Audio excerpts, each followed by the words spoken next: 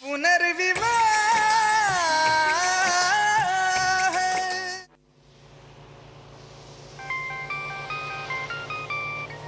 अरे आरती भाभी का फोन। मैं बात करती हूँ। जी भाभी। अब परिधि, अब सॉरी तुम्हें ऐसे समय पर डिस्टर्ब किया।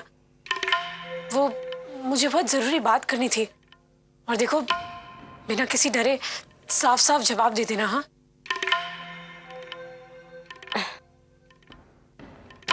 जी भाभी कहिए ना।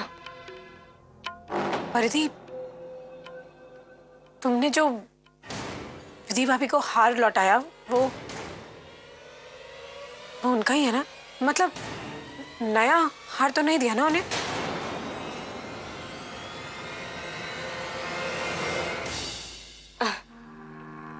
नहीं भाभी, कैसी बातें कर रही हैं आप? I mean, बस इतनी सी बात के लिए आपने इतनी रात को कॉल किया? इतनी सी बात नहीं है परिधि। तुम जानती हो अभी घर पे पुलिस आई थी और उन्हें किसी करण नाम के इंसान की डेड बॉडी के पास बिल्कुल ऐसा ही हार मिला और पुलिस का मानना है कि जिसने भी मर्डर किया है वो उसी का हार है। परी, क्या कह रही हैं आरती भाभी? जरूर तुम्हें परेशान कर रही होंगी, right? Hello hello hello hello hello Aarti भाभी। हाँ परिधि बोलो ना, मैं सुन रही हूँ। आपकी आवाज नहीं आ रही। हेलो हेलो हेलो परिधि। नेटवर्क प्रॉब्लम है, आवाज ही नहीं आ रही। वैसे ऐसी क्या जरूरी बात करनी थी आरती भाभी को? मामला क्या है? कुछ नहीं, आरती भाभी छेड़ रही थी मुझे, टिप्स दे रही थी। हनीमून पर जा रही हूँ ना मैं, लेकिन कुछ समझ में ही नहीं आया।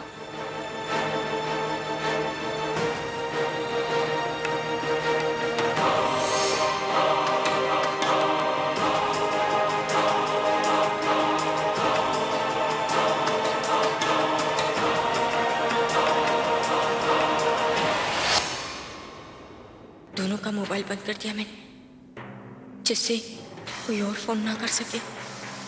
लेकिन पुलिस पहुंच गई ना आखिर घर तक। हे भगवान, क्या होगा? क्या हुआ आरती जी? क्या बोला उसने?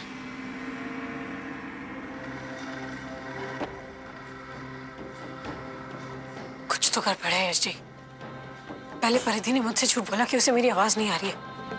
फिर जब प्रतीक भैया ने पूछा कि मैंने क्यों फोन मिलाया था तो उसने बोला कि मैंने उसे हनीमून टिप्स देने के लिए फोन किया है। इसका मतलब परिधि प्रतीक से झूठ बोल रही है। आरती जी, वो जरूर कुछ छुपा रही है। वो सिर्फ हमसे नहीं, सबसे झूठ बोल रही है। एक मिनट, मैं प्रतीक से बात करता हूँ।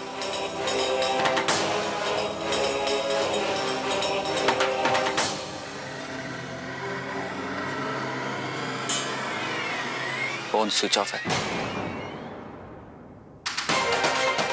1:40। अगर हम एयरपोर्ट जाएंगे भी तो तब तक तो फ्लाइट जा चुकी होगी।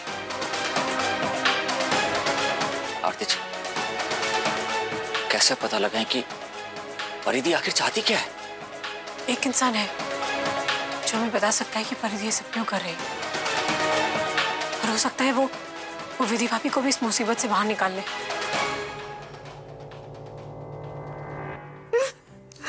विधि, अपने आप को संभालो। देखो, तुमने कोई गलती नहीं की है, तुम घबरा क्यों रही हो? एक सेकंड है, फोन आ। कहीं पुलिस का फोन तो नहीं है? विधि, मुझे बात तो करने दो। हेलो, सॉरी, रॉन्ग नंबर है। सुनिए, मुझे बहुत डर लग रहा है। कहीं उस इंस्पेक्टर ने ये साबित कर दिया कि वो हार पॉलिश वाला नहीं बल्कि नया है, तो क्या होगा? तो मुझे सजा होगी ना? मुझे फांसी की सजा होगी। मेरे दोनों बच्चे, उनका क्या होगा? वो तो हॉस्टल में है ना, उन्हें तो कुछ पता भी नहीं किया। वो कह रहे हैं। विधि, संभालो अपने आप को। विधि, ऐसा कुछ नहीं होगा। मैं हूं ना तुम्हारे साथ। हाँ? देखना ये लोग तुम्हें इस खून के इल्जाम में नहीं फंसा पाएंगे। और जो ये मुजरिम है ना, ये जहाँ कहीं भी होंगे मैं इन्हें पकड़ लाऊंगा, इन्हें मैं फांसी की सजा दिलवाऊंगा मैं, पर अपनी विधि पर मैं आंच नहीं आने दूंगा। चलो पोछो अपने आंसू। कुछ नहीं होगा, मैं हूं तुम्हारे साथ।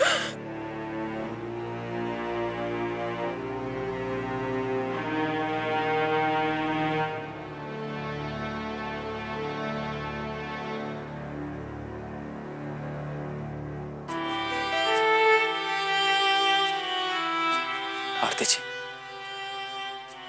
हम सब आपका बर्थडे सेलिब्रेट कर रहे थे, लेकिन इसी बीच ये प्रॉब्लम आ गई। लेकिन फिर भी आपके चेहरे पे जरा भी शिकन नहीं आई। आप अपनी खुशियों को भूलकर अभी के बारे में सोचने लगी। आपको जरा भी अफसोस नहीं हुआ कि आपका सेलिब्रेशन इस तरह अधूरा रह गया। ये मेरा भी तो परिवार है ना यश जी, और अगर किसी एक सदस्य पर मुसीबत आए तो दूसरा सदस्य कैसे खुशी मना सकता है? प्रॉब्लम चाहे परिधि की हो या विधि भाभी की, मेरे परिवार के बारे में भला सोचना है मेरी जिम्मेदारी है।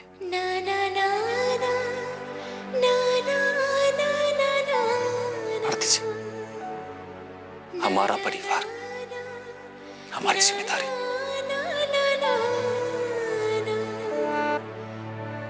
चलिए, उससे पहले कहीं देर ना हो जाए, हमें पता करना होगा कि आखिर ऐसी क्या बात है जो परिधि हमसे छुपा रही है और क्यों। चलिए।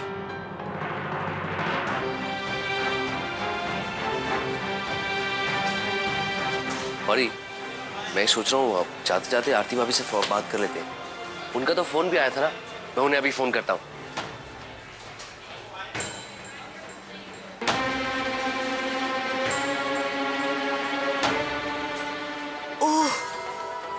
अचानक सर में क्यों दर्द हो रहा है मेरे?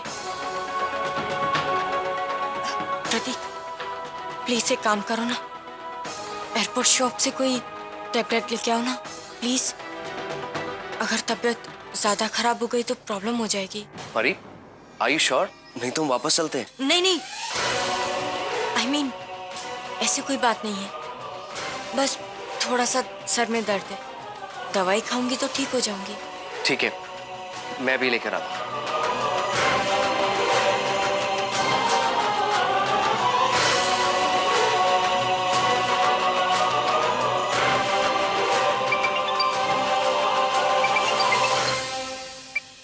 हेलो हेलो मम्मा। कितनी देर से तुम दोनों का फोन ट्राई कर रही हूँ मैं, फोन बंद करके रखा है। कहाँ हो तुम लोग? मम्मा, हम लोग अभी एयरपोर्ट लॉन्च में ही हैं। टेक ऑफ होने में थोड़ा टाइम है, लेकिन मम्मा बहुत बहुत गड़बड़ हो गई है। क्यों, क्या हुआ?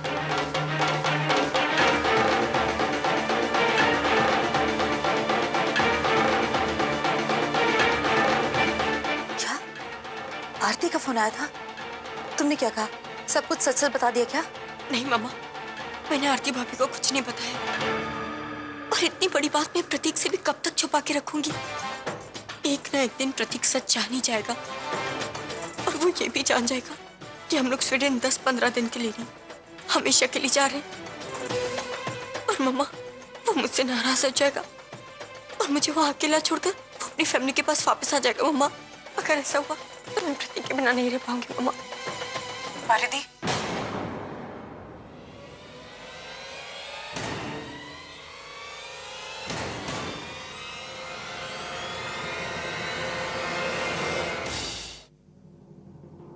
आरती भाभी। हाँ परिधि, मैं शक तो मुझे पहले ही हो गया था तुम पे, जब तुमने मुझसे ठीक से बात नहीं की। लेकिन ये समझ में नहीं आ रहा था कि तुम मुझे अवॉइड क्यों कर रही हो। इसीलिए तुम्हारी मम्मी के घर आना पड़ा, और अच्छा हुआ हम यहाँ आ गए, क्योंकि अगर हम यहाँ नहीं आते तो हमें कभी पता ही नहीं चलता कि तुम प्रतीक भैया को छुट्टियों पर स्वीडन नहीं ले जा रही हो, बल्कि हमेशा हमेशा के लिए उन्हें उनके परिवार से दूर कर रही हो। परिधि, तुम तो प्रतीक भैया से सच्चा प्यार करती हो ना, फिर ये कैसे भूल गई कि सच्चा प्यार निस्वार्थ होता है, उसमें खुदगर्जी बिल्कुल नहीं होती। सच्चा प्यार करने वाले खुशियां देने में विश्वास रखते, छीनने में नहीं। प्रतीक भैया को तुम उनके परिवार से दूर तो कर दोगी, लेकिन अपने दिल और दिमाग से वो हमेशा अपने परिवार से जुड़े रहेंगे। चिंता तो मुझे इस बात की है कि कहीं तुम्हारी इस कोशिश की वजह से तुम प्रतीक भैया के दिल से उतर ना जाओ। मैं ये नहीं जानती परिधि कि तुम अपनी किस गलती की वजह से अपने शहर और अपने देश को हमेशा हमेशा के लिए छोड़कर जा रही हो, लेकिन ये जरूर जानती हो कि ऐसा करके तुम्हें कुछ हासिल नहीं होगा। अपनी गलती को कभी नहीं सुधार पाओगी और ना ही कभी सुधारने का मौका मिलेगा। जिंदगी भर इसी गिल्ट में जीती रहोगी, सारा दुख सारी मुश्किलें खुद ही सहती रहोगी तुम। और यही अगर तुम अपना दुख अपनी तकलीफ अपने परिवार से बांटोगी तो सिर उठाकर अपने आप से नजरें मिलाकर जी पाओगी। परिधि, मैं ये सिर्फ कहने के लिए नहीं कह रही हूँ। मैंने भी अपनी जिंदगी में बहुत गलतियां की, लेकिन अपनी गलतियों से हमेशा सीख ली है। मैंने हमेशा सबक सीखा है। इसलिए एक बड़ी बहन होने के नाते कह रही हूं तुमसे, अपने लिए, प्रतीक भैया के लिए, हम सब के लिए वापस आ जाओ।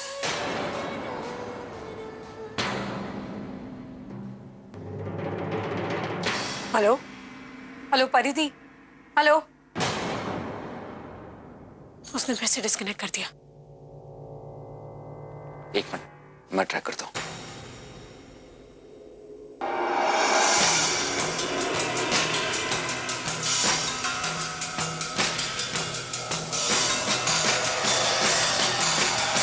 माफ कीजिएगा, हमने इतनी रात गए आपको डिस्टर्ब किया, लेकिन हेल्प की उम्मीद भी आपसे ही थी।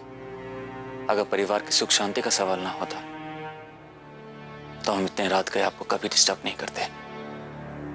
लेकिन अब तो लगता है कि नहीं यश जी, आप बिल्कुल भी चिंता मत कीजिए। चाहे कुछ भी हो जाए, मैं अपने परिवार पर आज कोई मुसीबत नहीं आने दूंगी, भले ही उसके लिए हमें अपनों के खिलाफ क्यों ना जाना पड़े। मुझे माफ कर दो आरती, बेटी की मां होना इसलिए समझ ही नहीं पाई और उसे ऐसी सलाह दे बैठी। अगर मेरे बेटा होता तो शायद इस बात का एहसास होता कि जब बेटा घर छोड़कर जाता है तो माँ बाप पर क्या गुजरती है।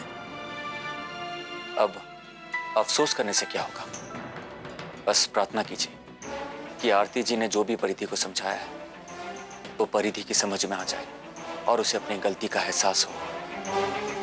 और अगर नहीं तो माफ कीजिएगा, जिंदगी भर अपनी बेटी का बसा बसाया घर उजाड़ने का अफसोस करती रहेंगी आप।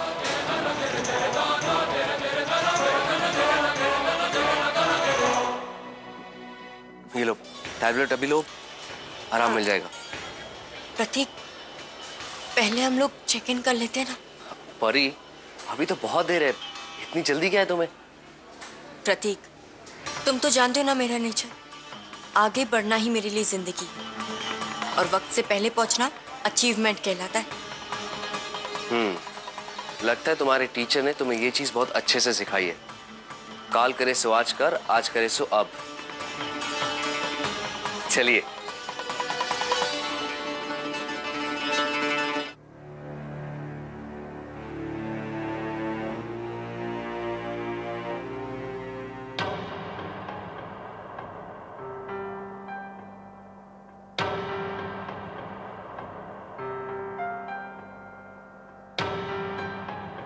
यश, तू कहाँ चला गया था?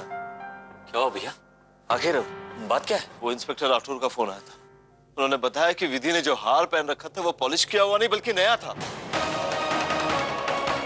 और जो हार उनके हाथ लगा है वो विधि का है।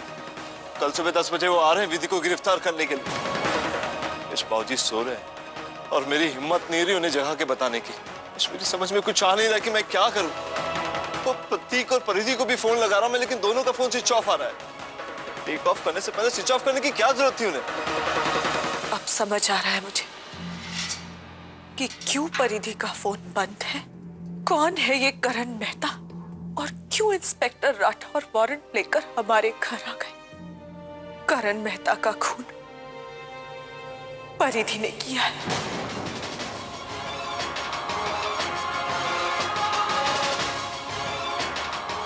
परिधि ने खून किया? परिधि का करण मेहता से क्या लेना देना? करण मेहता फिल्म और टीवी प्रोड्यूसर है, फिर परिधि उसे जानती कैसे होगी? सबसे झूठ बोलकर परिधि करण मेहता के शो में ही काम कर रही थी। ये बात सिर्फ 2 लोग जानते हैं, एक प्रतीक भैया और दूसरी मैं।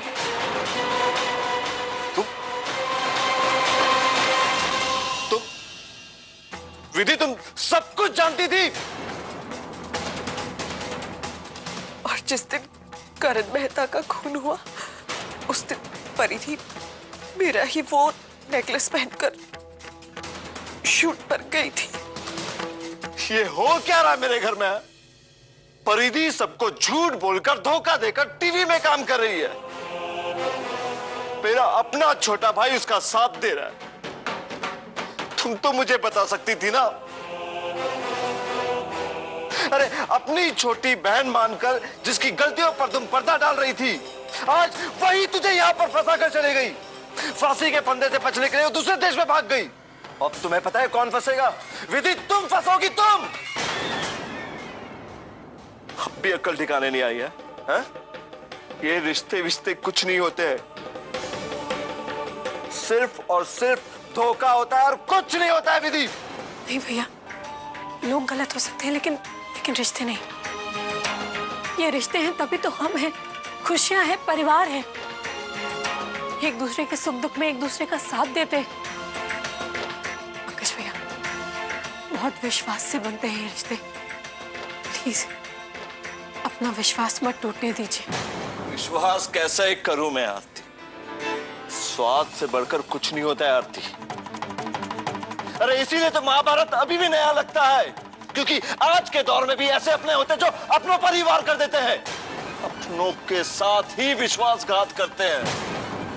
भैया आप ये कैसी बातें कर रहे हैं? हाँ पंकज भैया, आप अपने भरोसे के साथ कैसे कह सकते हैं कि प्रतीक भैया को सब पता है? क्या पता परिधि ने उनको भी अंधेरे में रखा हो। मगर उसे इतना तो पता था ना कि परिधि टीवी शो में काम कर रही है। अगर उसमें थोड़ी भी अक्ल होती और रिश्तों के प्रति ईमानदारी होती तो ये सब जानते हुए वो चुप नहीं रहता। भैया, भाभी,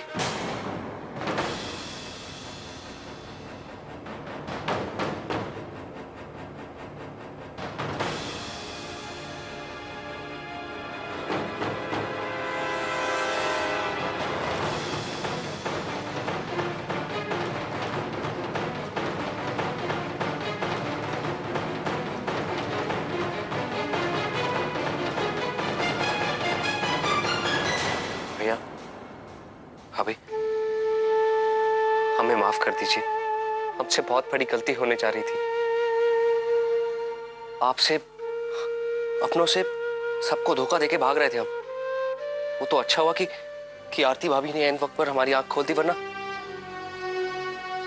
भाभी, आरती भाभी ने एहसास दिलाया कि परिवार का साथ क्या मायने रखता है, प्यार का असली मतलब क्या होता है, अपनापन किसे कहते हैं, और जिंदगी में कितनी जरूरत होती है अपनों की। मुझे माफ कर दीजिए भाभी, मुझसे बहुत बड़ी गलती हो गई। अपने आप को बचाने की मैंने करण मेहता उसका खून कर दिया।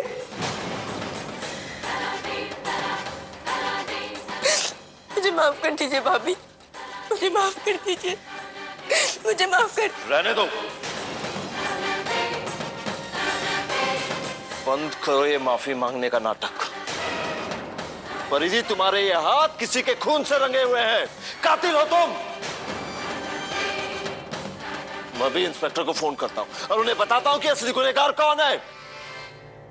रुक जाइए भैया, भैया प्लीज, परिधि को अपने किए का पछतावा है, हमें उस पर यकीन करना चाहिए। हाँ पंकज भैया, अगर परिधि चाहती तो प्रतीक को हमेशा हमेशा के लिए स्वीडन ले जाती और कभी वापस नहीं आती। मानती हूँ परिधि ने बहुत बहुत बड़ा अपराध किया है, लेकिन ये भी तो हो सकता है ना कि इसके पीछे इसकी कोई मजबूरी हो। अब हमारा फर्ज बनता है कि हम इस मुश्किल घड़ी में परिधि का साथ दें, उसका सहारा बने। प्लीज पंकज भैया। भैया, आपने भी तो मेरी कितनी सारी गलतियों को माफ किया है। भैया प्लीज परिधि को माफ कर दीजिए। भैया वो हमारी छोटी की पत्नी है, हमारे घर का हिस्सा है भैया। प्लीज भैया परिधि को माफ कर दीजिए।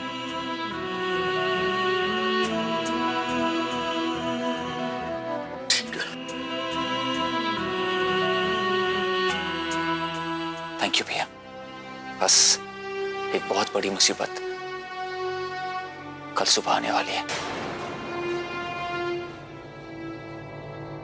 परिधि तुम घबराओ मत, भैया एक काबिल लॉयर है, तुम्हारा केस वही लड़ेंगे। लेकिन प्लीज परिधि तुम्हें सब कुछ सच सच बताना होगा कि आखिर हुआ क्या था, किस लिए तुमने करण मेहता का खून किया। बताओ परिधि, अगर तुम सच सच बता पाओगी तब जाके भैया तुम्हारी हेल्प कर पाएंगे। हाँ परिधि, परिधि पंकज भैया को सब कुछ सच सच बता दो।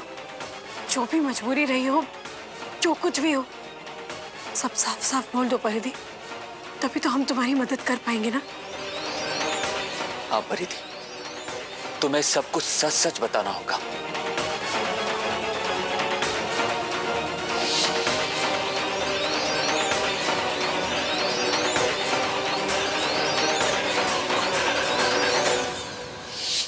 क्या करूं मैं?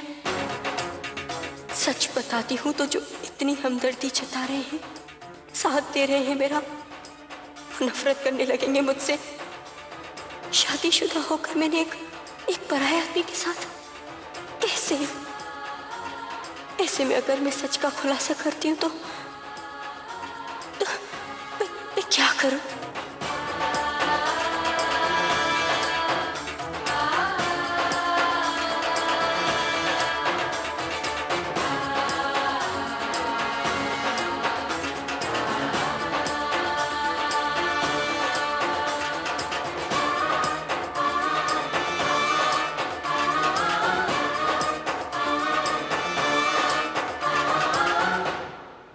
करण मेहता ने मुझे अपने शो में काम करने का ऑफर दिया।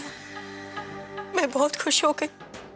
हमेशा से इच्छा थी कि रेडियो के बाद टीवी पे काम करूं, और इतना अच्छा मौका घर बैठे किसको मिलता, मैं इसे गंवाना नहीं चाहती थी। इसलिए किसी तरह मैंने प्रतीक को कन्विंस कर लिया, और फिर अपनी अधूरी पढ़ाई पूरी करने के बहाने मम्मी जी सी और घर में सबसे झूठ बोलकर शूट पर जाने लगी मैं।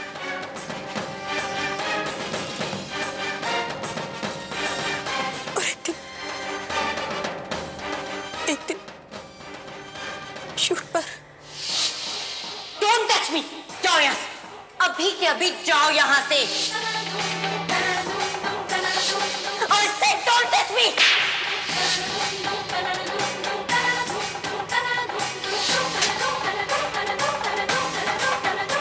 बहुत बड़ी गलती की मुझे मार के। और चिल्ला।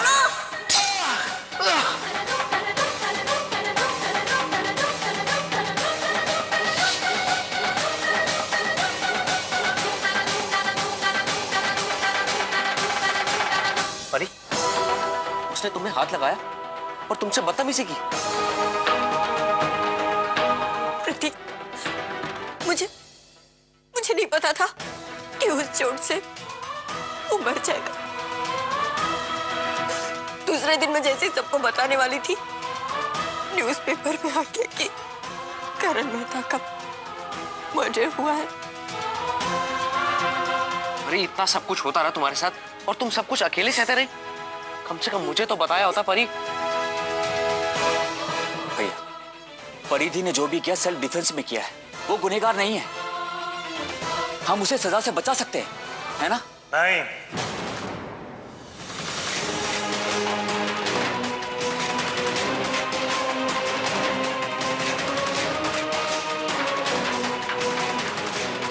इसे सजा मिलनी ही चाहिए।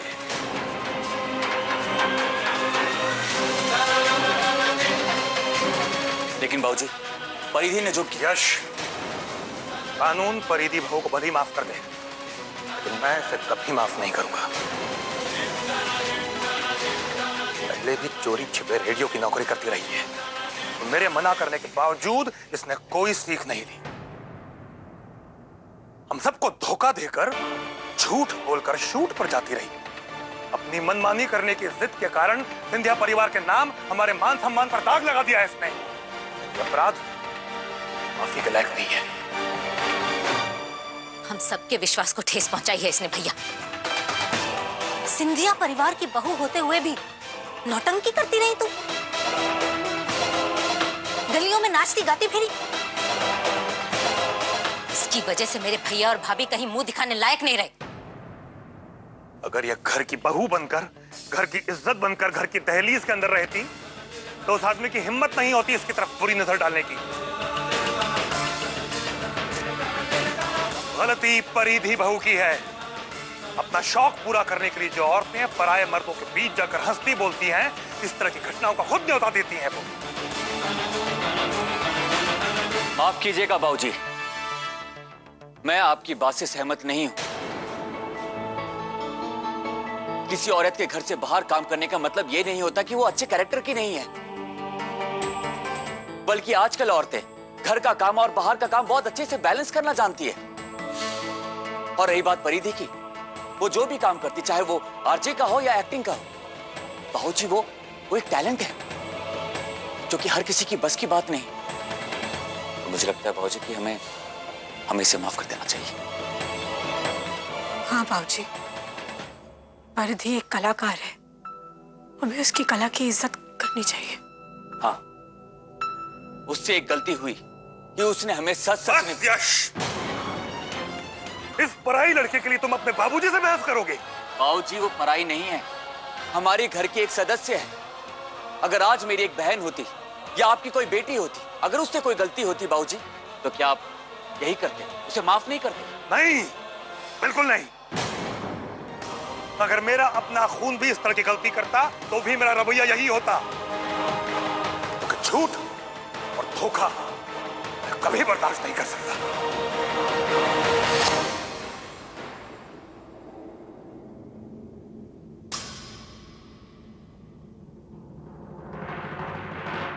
कल पुलिस आकर गिरफ्तार करके ले जाएगी इसे, भुगतेगी अपने किए की सजा। भाऊजी, भाऊजी प्लीज ऐसा मत कीजिए, माफ कर दीजिए हम दोनों को। भाऊजी, भाऊजी परी मेरी पत्नी है, मैं बहुत प्यार करता हूँ उससे। भाऊजी, झूठ सिर्फ परी ने नहीं, बल्कि मैंने भी सबसे बोला। मुझे प्लीज परी को बचा दीजिए, इस वक्त उसे हम सबके साथ की जरूरत है। भाऊजी प्लीज। मैंने अभी कहा था कि झूठ और धोखा बर्दाश्त नहीं है मुझे, चाहे वो मेरा अपना ही खून क्यों ना हो। निकल जाओ मेरे घर से, निकल जाओ। मैं ये समझूंगा कि मेरे दो ही बेटे।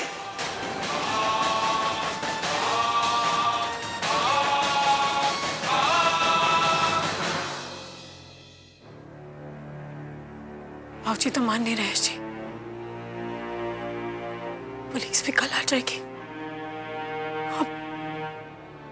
अब क्या करेंगे हम?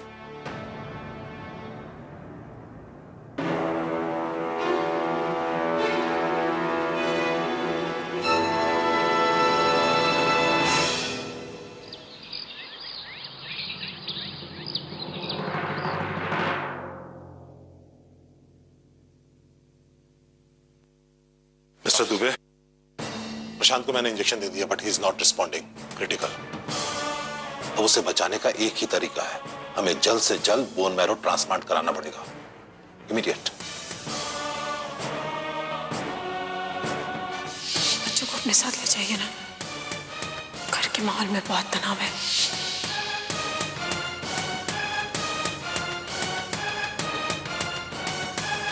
साहब, मैं मेरे बेटे को सही सलामत देखना चाहता हूं, उसे मरता हुआ नहीं देख सकता मैं।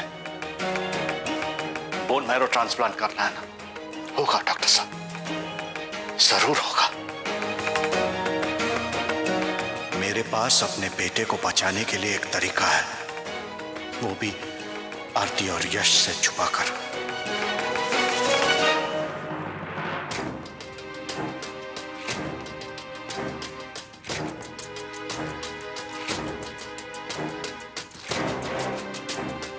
यश जी, 9:30 बज गए।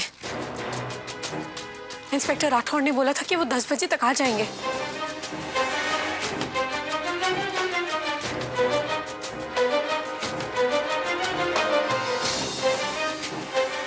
भैया, पुलिस के आने से पहले हमें जमानत के पेपर तैयार करने होंगे। यश, बाबूजी की बात के खिलाफ कैसे कदम उठा सकते हैं? भैया, बाबूजी को मैं मना लूंगा, लेकिन भैया प्लीज आपको कुछ ना कुछ तो करना ही होगा। कोर्ट 11 बजे खुलेगा,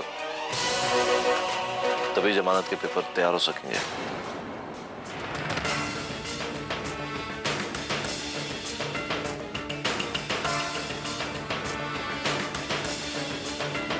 हेलो मिस्टर सिंधिया, आपकी पत्नी मिसेस विधि सिंधिया को करण मेहता के मर्डर के इल्जाम में मैं गिरफ्तार करने आया हूं।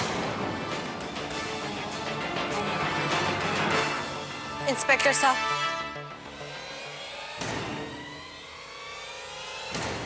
करण मेहता का खून मेरे हाथों हुआ है। आपकी तारीफ? मैं मिसेस परिधि सिंधिया, इस घर की छोटी बहू। मरने वाली जगह से आपको जो नेकलेस मिला,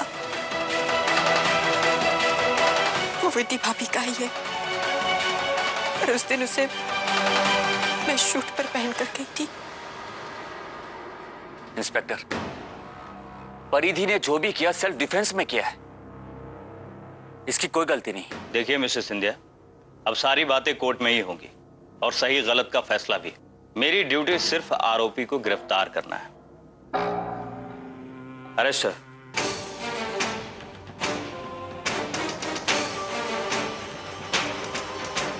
एक मिनट इंस्पेक्टर साहब, प्लीज परिधि को हथकड़ी मत पहनाइए। आई एम सॉरी, मैं कानून तो नहीं जानती, लेकिन इतना जरूर समझ सकती हूँ कि हथकड़ी पहनकर परिधि के दिल पर क्या गुजरेगी। ये मुजरिम नहीं है। प्लीज आप ये बात समझने की कोशिश कीजिए। रहने दो, हथकड़ी मत पहनाओ। ले चलो। इंस्पेक्टर साहब, आप इसे नहीं, मुझे गिरफ्तार कीजिए। खून परी ने नहीं, मैंने किया है। चलिए। आप इंस्पेक्टर साहब, इंस्पेक्टर साहब। भैया, हमें जल्दी से जमानत की तैयारी करनी होगी। चलिए। नहीं,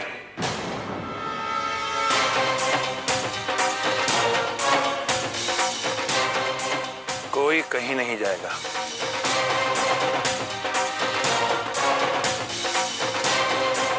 बाबूजी, अभी पुलिस परिधि को लेकर गई। जानता हूं।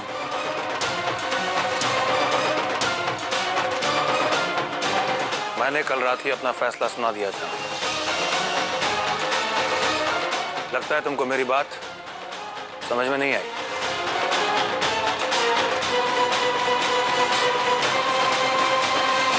माफ कीजिएगा बाबूजी, मैं आपकी मर्जी के खिलाफ जा रहा हूं, लेकिन इस वक्त मेरे लिए आपकी बात से कहीं ज्यादा जरूरी है परिधि की जिंदगी और उसकी खुशियां। चिंता उनकी की जाती है यश, जो उसके लायक हो। तुम्हारे छोटे भाई ने और उसकी पत्नी ने क्या गलती की है जानते हो ना तुम? हाँ बाबूजी, मैं जानता हूं, लेकिन बाबूजी गलतियां तो हम तीनों भाइयों से भी होती थी ना। आपको याद है जब हम तीनों भाई छोटे हुआ करते थे और जब हम बहुत सारी बदमाशियां किया करते थे, तो आप हम तीनों का कान पकड़ लिया करते थे और कहते थे कि दोबारा ऐसी गलती मत करना, और हमें आप माफ कर दिया करते थे। हर गलती की माफी नहीं होती यश। परिधि बहू ने बार बार समझाने के बावजूद भूल पर भूल की है। पहुंचे। अगर आज मां यहां होती तो शायद आपको मना लेती।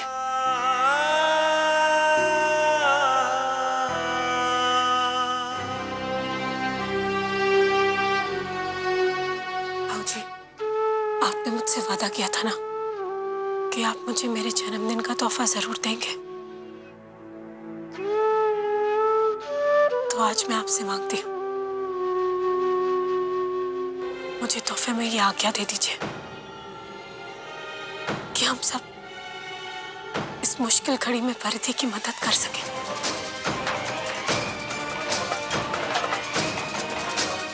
उसे हमारे साथ की जरूरत है। प्लीज पहुंचे।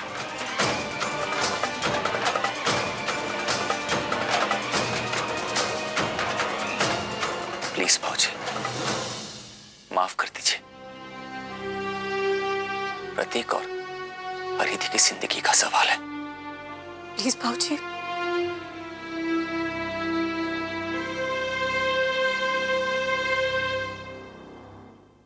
यही खासियत है मेरे परिवार की, हर परिस्थिति में एकजुट होकर खड़ा रहता है।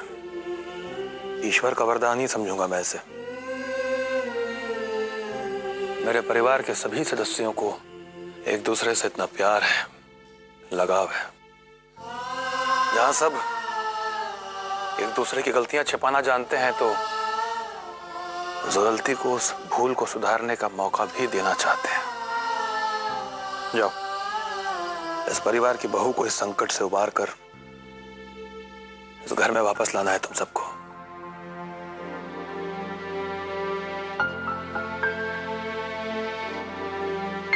भैया, जमानत की तैयारी करनी होगी। चलिए प्रतीक, चलो। भगवान करे परिधि को जल्दी से जल्दी जमानत मिल जाए।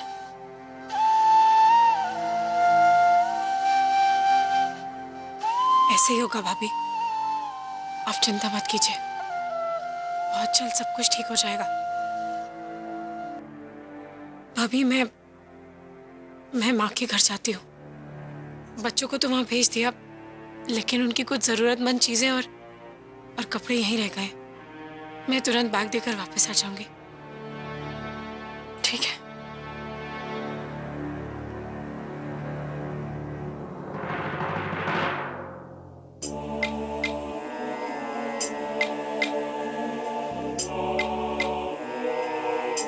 प्रशांत जब हॉस्पिटल से घर आएगा तो अंश से क्या कहूंगी मैं? कौन है वो और मेरे घर में क्या कर रहा है? रात को तो बच्चे आते ही सो गए थे। प्रशांत से सामना नहीं हुआ था उनका, लेकिन अब क्या जवाब दूंगी मैं अंश को?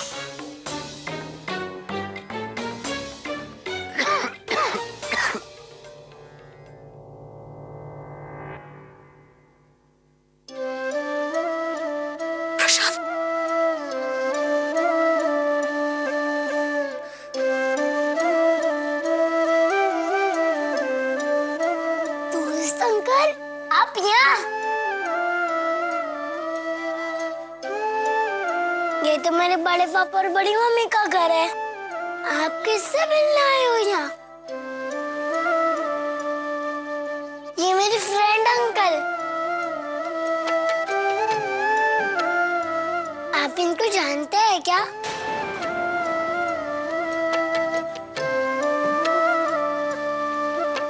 हाँ बेटा, जानेंगे कैसे नहीं। मैं इसी घर में तो रहता हूँ। किराएदार हूं ना मैं, यहाँ पर किराए पे रहता हूँ। वेरी गुड, फिर तो बड़ा मजा आएगा। हम लोग भी सैटरडे संडे की छुट्टी पर बड़ी मम्मा के घर आए हैं। चलो ना अंकल, फुटबॉल खेलते। चलो ना, चलो ना, चलो ना, चलो ना, चलो ना, चलो ना। अंश, जिद मत करो। इनकी तबीयत ठीक नहीं है बेटा। अरे नहीं बाबूजी, मैं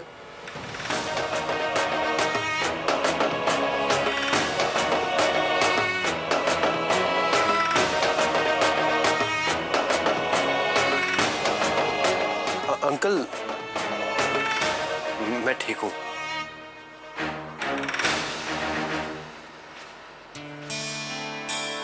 चल खेलते।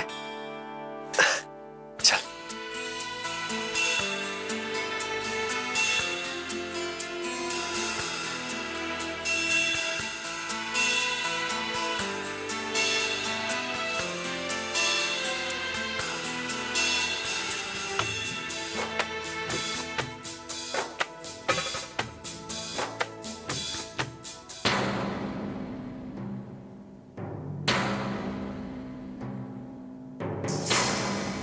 अंश चलो।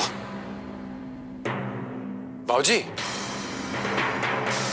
आप अंश को लेकर कहां जा रहे हैं? बाबूजी, बाबूजी,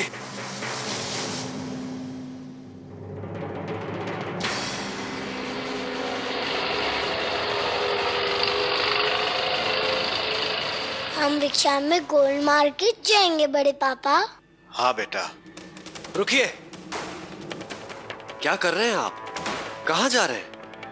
ऐसे जज्बात में बहकर जल्दबाजी में आपने जो फैसला लिया है वो सही नहीं है। सोचने समझने का वक्त नहीं है प्रशांत, और मैंने जो फैसला कर लिया है उसे कोई बदल नहीं सकता। रुकिए। प्रशांत, प्रशांत ये क्या कर रहे हो तुम? प्रशांत मेरी बात सुनो, मेरी बात सुनो तुम। प्रशांत, प्रशांत, प्रशांत सुनो, प्रशांत मेरी बात सुनो। रुको बेटा।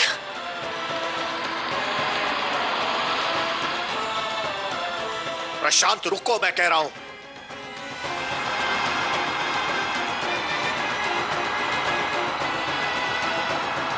माँ बाप जी, गाड़ी रोको, गाड़ी रोको। अंश, कहां ले जा रहे हो मेरे अंश को? मेरे बेटे को कहां ले जा रहे हो?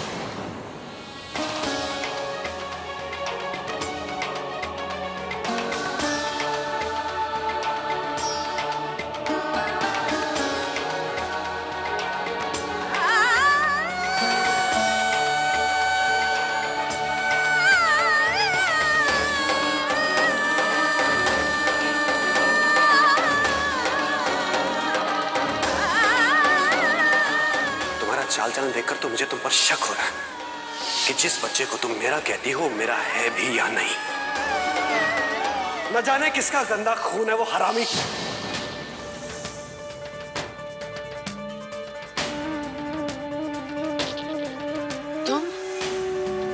तुम्हारी हिम्मत कैसे हुई मेरे अंश को हाथ लगाने की?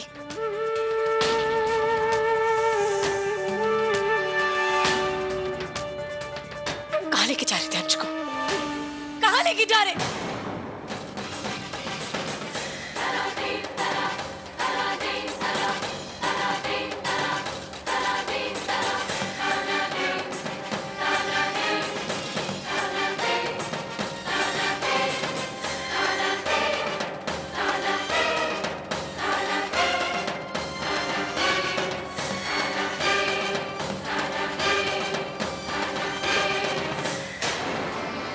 पुनर्विवाह